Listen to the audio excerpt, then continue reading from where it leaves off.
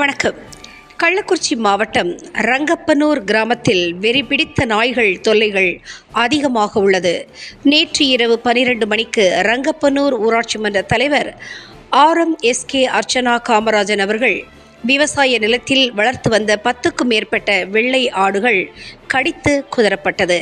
இதில் 5க்கும் மேற்பட்ட ஆடுகள் இறந்துவிட்டது. உடனடியாக வெறிநாய்கள் அதிகமாக உள்ளதால் அதை பிடிக்குமாறு ஊர் பொதுமக்கள் கோரிக்கை விடுத்துள்ளார்கள்.